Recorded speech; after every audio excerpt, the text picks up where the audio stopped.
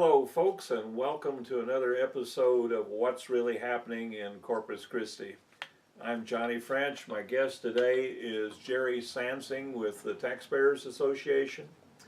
We're going to revisit and extend some remarks that have been made before on this program involving the city's new policies for collecting and euthanizing possums.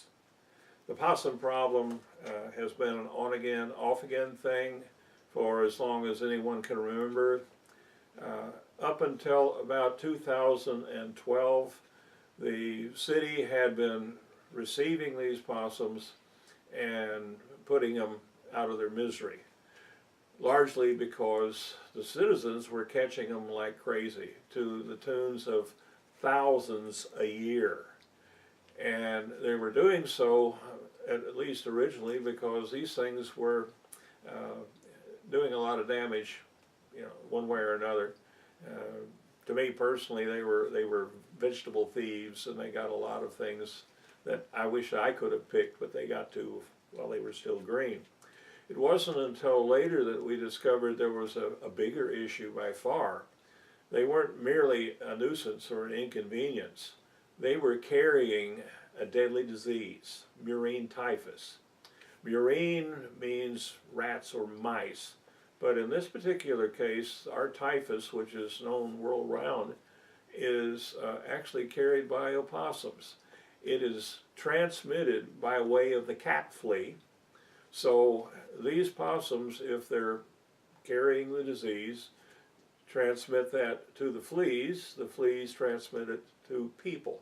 They also transmit it, of course, to your cats and your dogs and anything else that can be a host to the fleas, but cats and dogs don't get this disease, people do.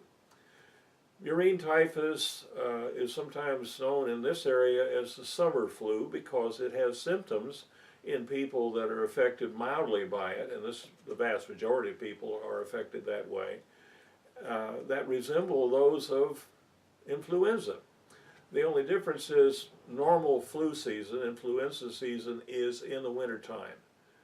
And this thing seems to come out and be most recognized in the summer because that's when people are out and about, and so are the fleas. If a person happens to have a physical abnormality regarding their immune system, the disease can be a whole lot worse than just something as mild as the flu. A lot of people may not know, but if you happen to be very old, very young, or have a disease like diabetes, you may be among those who can get a case of murine typhus so severe that hospitalization and even death may be the result. When it is correctly identified, and that's the catch, it is treatable. There are simple ways of doing that. You can get an antibiotic and knock the thing out in no time at all. But because this is a disease that is so seldom recognized as being what it is, a lot of time people progress to this more deadly form out of sheer ignorance. If the doctor doesn't test for it, if it isn't recognized in time, then the proper treatment isn't given. If you have regular influenza and you exhibit the signs of influenza, you get treated by a doctor as though you had influenza. And influenza does not require the antibiotics that murine typhus does. So this is a real headache. Back in 2012, the city quit euthanizing the possums.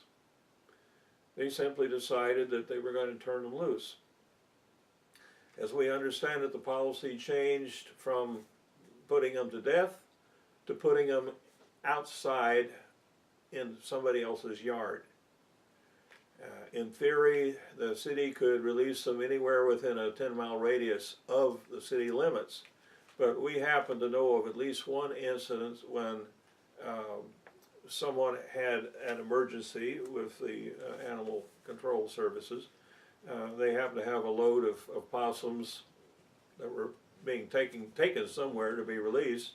out in Flower Bluff, and the call came in that required that particular truck be used to go and perhaps pick up some dogs or something that was of greater concern, had a higher priority. So the individual driving the truck released those possums into a vacant lot out in Flower Bluff. And this wound up on the news. One of the neighbors saw this happening, reported it.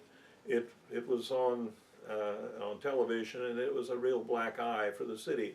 Not just because it was an inconvenience to the neighbors, but because it's illegal.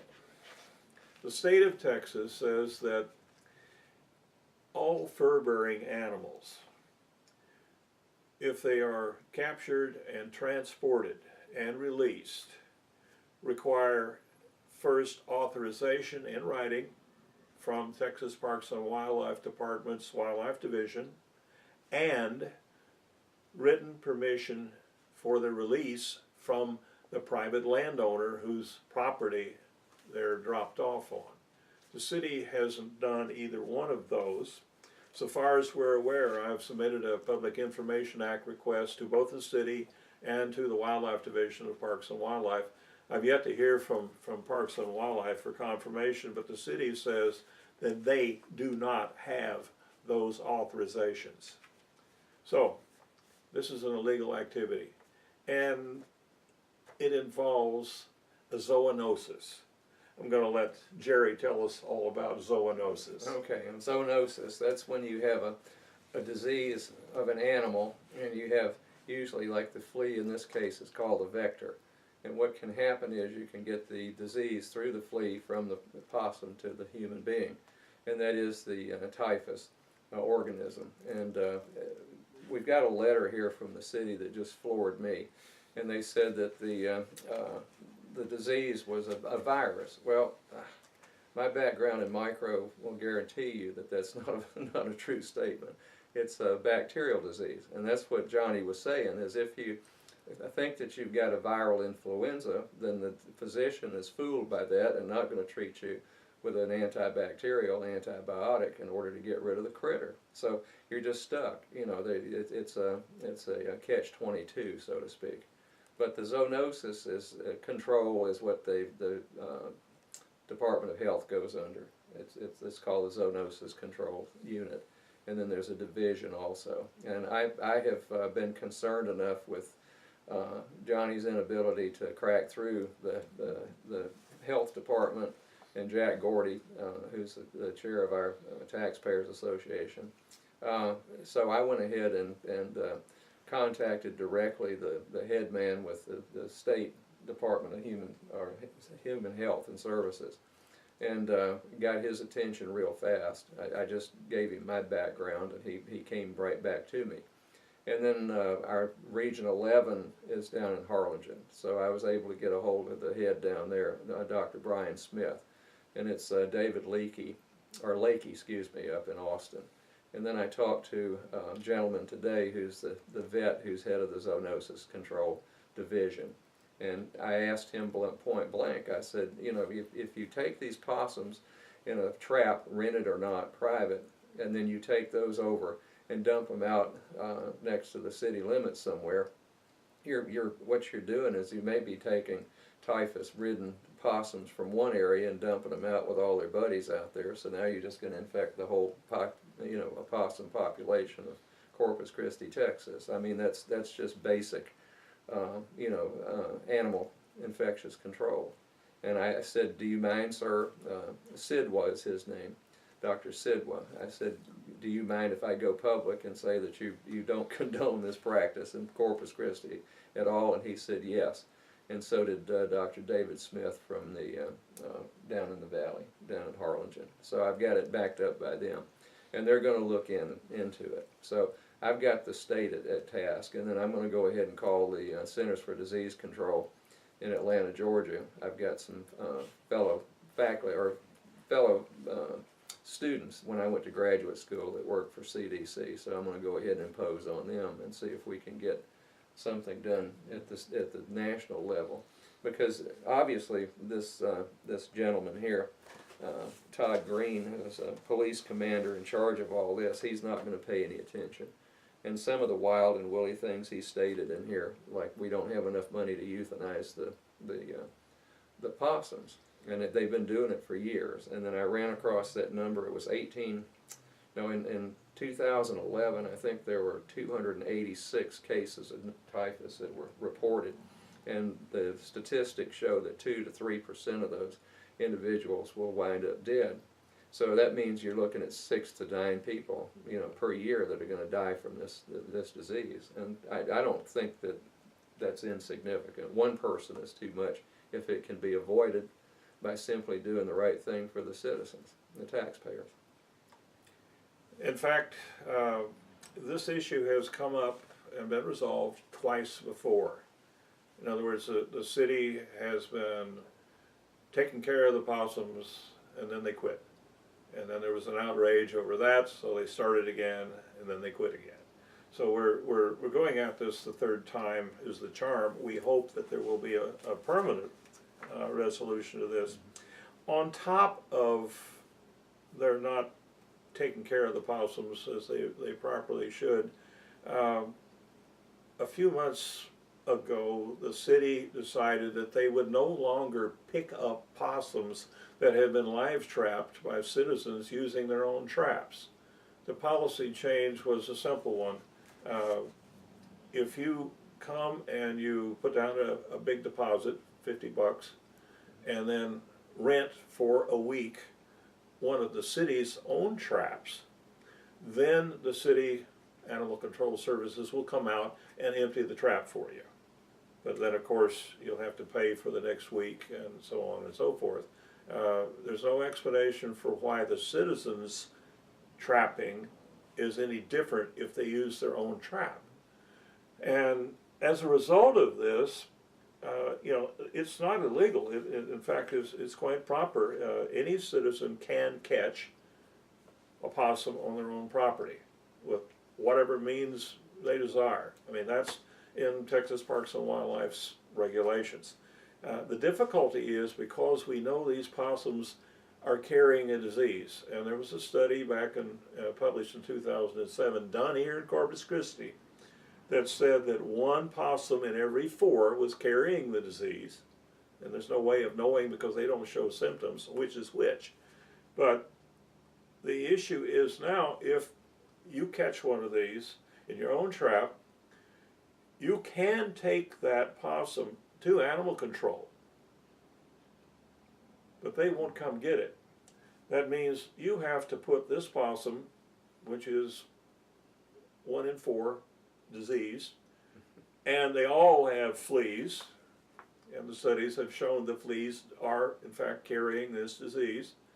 Then you put this in your privately owned vehicle, and you expose yourself and your family and anybody else who gets in that private vehicle, and you bear the responsibility for transmitting this to your family, to yourself, and it's just ridiculous. This is an issue of public health. This is not a matter of we're concerned that they're eating our tomatoes. We're concerned that they are killing us. Now, another little statistic. Some years ago there was another study done, again in Corpus Christi. Corpus Christi's been a focus of research because we have the most known cases in Nueces County in the country. We are unique. There are other portions of South Texas, down in the valley in particular, which are focuses, again, for murine typhus, but they are not our equal. We are at the top or the bottom of the list, however you want to put it. We're the ones who are most likely to be losers in this little game that we're playing over the expense of picking up the possums and euthanizing them. Now, I have spoken with Susan Thorpe, who is the assistant city manager in charge of the animal control system. And, her explanation is, one of sympathy. But she says we simply do not have the funding. There was only a certain amount of money that was available for them to continue to pick up these possums. When it ran out, they stopped. And so since at least November, there haven't been no more pickups. And that was about the time I caught my last possum. Over the years, I've caught over 140 in my backyard. I've even caught one in the halls of Pottery Staples Mall. You may know it as a different mall. The things are everywhere. And the only thing that can be done to control those populations is to trap them intensively. You can't do it a few at a time because the possums outbreed you. You have to trap them day after day after day until your traps come up empty. And then check from time to time to see if there are more that have drifted in. If you intensively trap the way we had done, when the citizens had the access to using their own traps and we had somebody to come pick them up, we still had more cases of murine typhus than anybody. Now imagine what's going to happen when the city is releasing those possums alive with their diseases, with their fleas. Imagine what's going to happen when people still try to catch them and have to put them in their private vehicles. We're going to break our own record for human typhus infections. We're going to have to know an awful lot more about what's going on. And as I said, there was another little statistic I wanted to throw out. Another study that had been done was done to see just what level of infection had been going around undiagnosed. They did this with the blood that had been taken from over 500 children that had been admitted for one reason or another at the Driscoll Children's Hospital. That analysis was directed at different groups, at different age groups.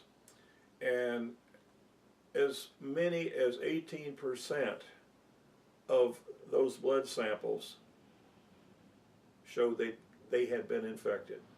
The bacteria leaves a trace. So whether or not they had something flu-like and survived it, they were infected. That means that by the time they're in their teens, every child in this city